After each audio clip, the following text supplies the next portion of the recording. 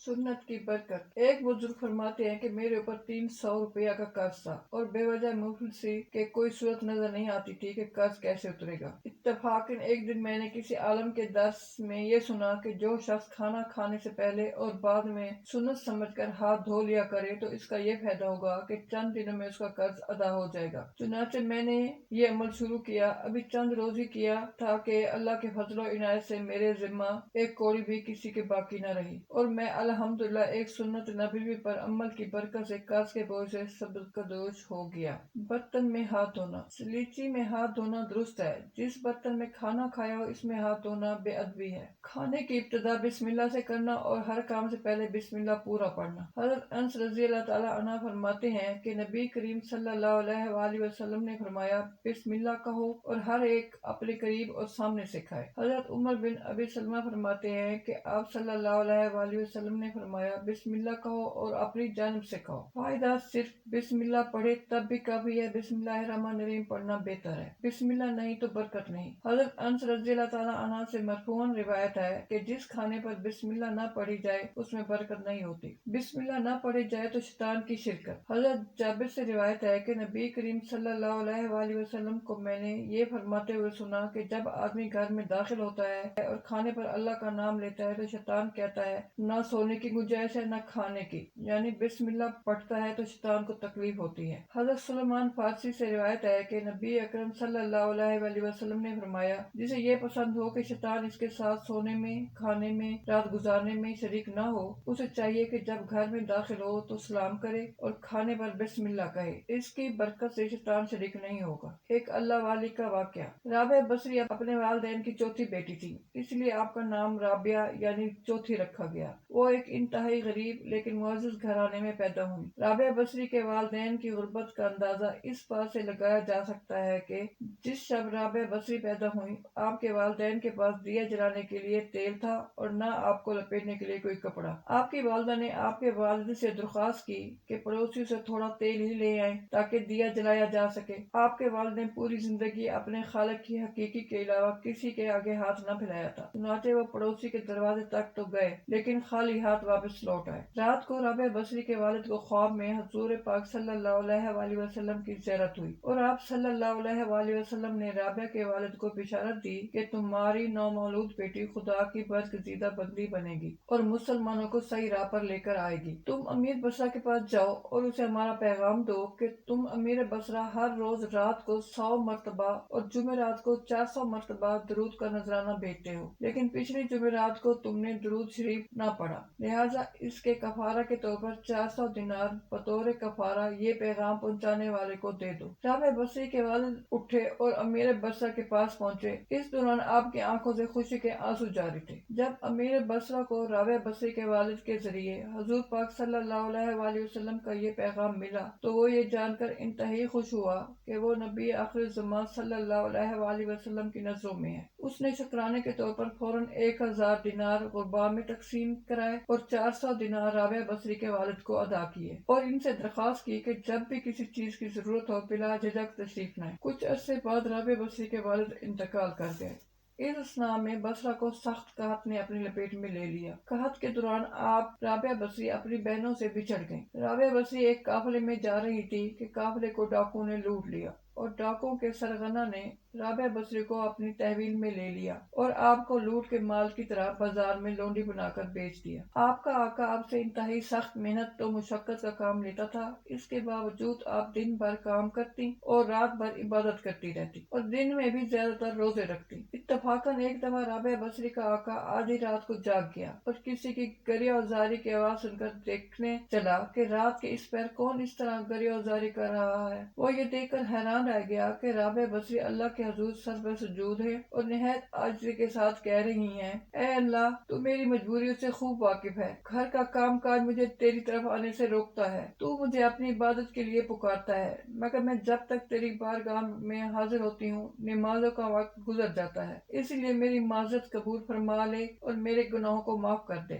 اپنی کنیز کا یہ کلام اور عبادت کا یہ منظر دیکھ کر رابعہ بصری کا مالک خوف خدا سے لرز گیا۔ اس نے یہ فیصلہ کیا کہ کہ ایسی اللہ والے کنیز سے اپنی خدمت کرانے کی بجائے بہتر یہ ہوگا کہ خود اس کی خدمت کی جائے۔ صبح ہوتے ہی وہ آپ کی خدمت میں حاضر ہوا اور اپنے فیصلے سے آپ کو آگاہ کیا۔ اس نے کہا کہ آج سے آپ میری طرف سے آزاد ہیں۔ اگر آپ اسی گھر میں قیام کریں تو میری خوش نصیبی ہوگی، وگرنہ آپ اپنی مرضی کی مالک ہیں۔ تاہم اگر آپ یہاں سے کوچ کر جانے کا فیصلہ کرتی ہیں تو میری بس ایک درخواست ہے کہ میری طرف سے کی جانے والی تمام زیادتیوں کو اس ذات کے صدقے معاف کر دے جس آپ راتوں کو جاگ جاگ کر عبادت کرتی ہیں۔ صحابہ کرام رضی اللہ تعالیٰ عنہ کی ایمانی قوت۔ صحابہ کرام رضی اللہ تعالیٰ عنہ کی ایمانی قوت کا اندازہ اس واقعے سے بھی ہوتا ہے جس کو علامہ خطیب بغدادی نے تاریخ بغداد میں لکھا ہے کہ خلیفہ منصور نے اپنے دور خلافت میں چاہا کہ کسریٰ کے محل کی اس موجودہ دیوار کو توڑ کر اس کے ملبے سے حاصل ہونے والی رقم سے کام لیا جائے، تو اس نے مشورہ کیا اور سبھی مشیروں نے بادشاہ کی حامی بھر لی، مگر ایک ایرانی مشیر نے کہا کہ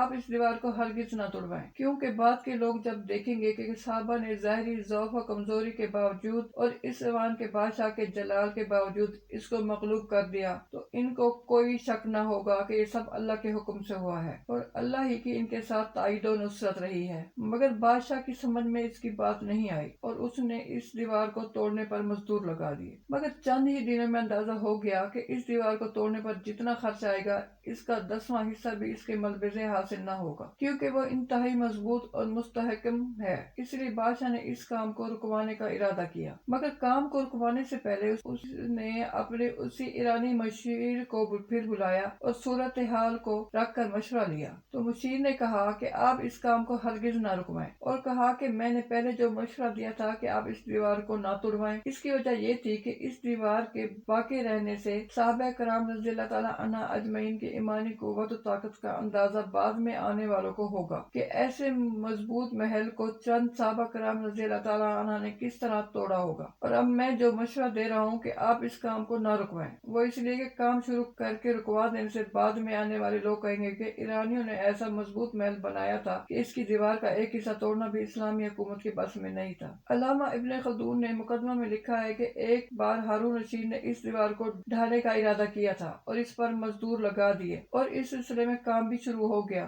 مگر لگے ہوئے مزدور اس کے ڈھانے سے عاجز آ گئے۔ ابن خلدون فرماتے ہیں کہ غور کیجئے کہ وہ حکومت کس قدر طاقتور ہوگی جس نے ایسی عمارت بنوائی جس کے ڈھانے سے دوسری حکومت عاجز آ گئی، حالانکہ بنانا دشوار ہے اور ڈھانا آسان ہے۔ انسانیت۔ ابن کثیر روایت کرتے ہیں کہ جب شام، عراق اور حجاز کے علاقوں میں طاعون کی وبا پھیلی جس میں لوگوں کو سخت بخار ہو جاتا اور بے شمار چوپائے اور یہاں تک کہ جنگلی جانور بھی ہلاک ہو گئے اور دودھ اور گوشت کی شدید قلت ہونے لگی، اس وبا کے ساتھ تیز گرم ہوائیں اور طوفان بھی آیا اور بے شمار درخت جڑوں سے اکھڑ گئے۔ لوگوں کو ایسے محسوس ہوا کہ جیسے قیامت آ گئی ہو۔ اس وبائی بیماری کا مقابلہ کرنے کے لیے وقت کے عباسی خلیفہ المقتدی با امر اللہ نے حکم جاری کیا کہ سب لوگ ایک دوسرے کو نیکی کا حکم کریں اور گناہ سے روکیں۔ پھر میوزک کے تمام آلات توڑ دیے گئے، شراب کی بوتلیں پھینک دی گئی، ریاست میں موجود تمام بدکاروں کو جلا وطن کر دیا گیا اور تھوڑے ہی عرصے بعد بیماری از خود ختم ہو گئی۔ حضرت عمر رضی اللہ تعالیٰ عنہ کا عجیب واقعہ۔ ایک مسلمان کی جان مجھے ہر چیز سے زیادہ عزیز ہے۔ حضرت عمر رضی اللہ تعالیٰ عنہ مدینہ کے گلیوں میں کانوں میں انگلیاں دے کر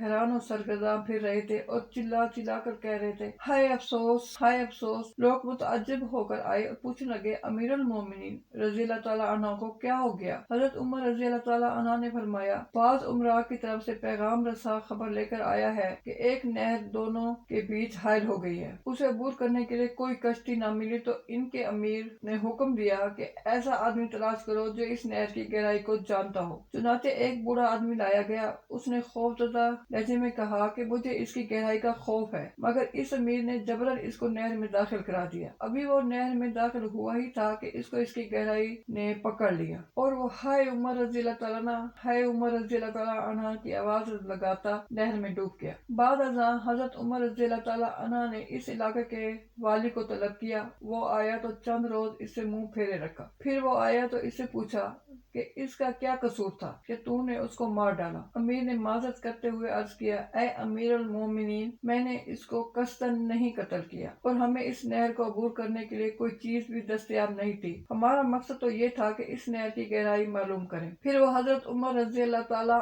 عنہ کو اپنے کارنامے بتانے لگا کہ ہم نے فلاں علاقہ کو فتح کیا اور فلاں بھی فتح کر لیا ہے اور اتنا اتنا مال ہاتھ لگا ہے۔ حضرت عمر رضی اللہ عنہ نے تیز لہجے میں فرمایا کہ میری نظر میں ایک مسلمان آدمی کی جان ان تمام چیزوں سے زیادہ ہے جو تو لے کر آیا ہے۔ اگر سنت نہ ہوتی تو میں تیری گردن اڑا دیتا۔ جاؤ اس کے ورثاء کو اس کی دیت دو اور یہاں سے نکل جاؤ، میں تجھے نہ دیکھوں۔ مبارک ٹوپی۔ شام میں حضرت خالد بن ولید رضی اللہ تعالیٰ عنہ جبلہ بن اہم کی قوم کے ساتھ مقابلہ کر رہے تھے۔ ایک روز مسلمانوں کے قلیل لشکر کا دشمن سے آمنا سامنا ہوا تو انہوں نے رومیوں کے بڑے افسر کو مار دیا۔ اس وقت جبلہ نے تمام رومی اور عیسائیوں فوج کو یک بارگی حملہ کرنے کا حکم دیا۔ صحابہ رضی اللہ تعالیٰ عنہ کی حالت نہایت نازک تھی اور رافع ابن عمر طائی نے خالد رضی اللہ تعالیٰ عنہ سے کہا، آج معلوم ہوتا ہے کہ ہماری قضا آ گئی۔ خالد رضی اللہ تعالیٰ عنہ نے کہا، سچ کہتے ہو، اس کی وجہ یہ ہے کہ میں وہ ٹوپی بھول آیا ہوں جس میں حضور صلی اللہ علیہ وآلہ وسلم کے منہ مبارک ہیں۔ ادھر یہ حالت تھی اور ادھر رات ہی کو آپ صلی اللہ علیہ وآلہ وسلم نے ابو عبیدہ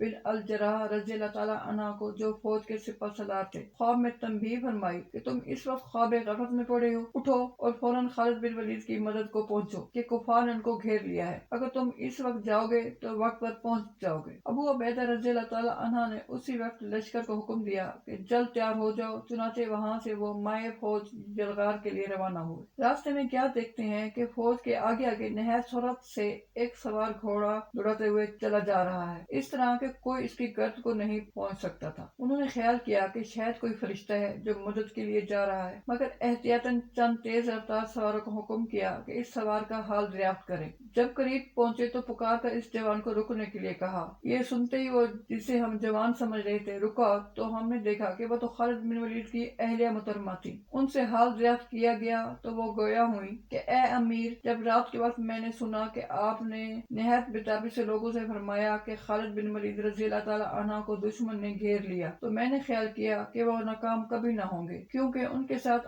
حضرت صلی اللہ علیہ وآلہ وسلم کے منہ مبارک ہیں۔ مگر اتفاقاً ان کی ٹوپی پر نظر پڑی جو گھر بھول آئے تھے اور جس میں منہ مبارک تھے۔ بے عجلت تمام میں نے ٹوپی لی اور اب چاہتی ہوں کہ کسی طرح اس کو ان تک پہنچا دوں۔ حضرت ابو عبیدہ رضی اللہ تعالیٰ عنہ نے فرمایا، جلدی سے جاؤ، خدا تمہیں برکت دے۔ چنانچہ وہ گھوڑے کو ایڑ لگا کر آگے بڑھ گئی۔ حضرت رافع بن عمر جو حضرت خالد رضی اللہ تعالیٰ عنہ کے ساتھ تھے، بیان کرتے ہیں کہ ہماری یہ حالت تھی کہ اپنی زندگی سے مایوس ہو گئے تھے۔ یک بار کی تحلیل و تکبیر کی آوازیں بلند ہوئی۔ حضرت خالد رضی اللہ تعالیٰ عنہ کو تجسس ہوا کہ یہ آواز کدھر سے آ رہی ہے کہ اچانک ان کی رومی سواروں پر نظر پڑی جو بدحواس ہو کر بھاگے چلے آ رہے تھے اور ایک سوار ان کا پیچھا کر رہا تھا۔ حضرت خالد رضی اللہ تعالیٰ عنہ گھوڑا دوڑا کر اس سوار کے قریب پہنچے اور پوچھا کہ اے جوان مرد، تو کون ہے؟ آواز ہے کہ میں تمہاری اہلیہ ام تمیم ہوں اور تمہاری مبارک ٹوپی لائی ہوں جس کی برکت سے تم دشمن پر فتح پایا کرتے تھے۔ راوی حدیث قسم کھا کر کہتے ہیں کہ جب خالد رضی اللہ تعالیٰ عنہ نے ٹوپی پہن کر کفار پر حملہ کیا تو لشکر کفار کے پاؤں اکھڑ گئے اور لشکر اسلام کو فتح نصیب ہوئی۔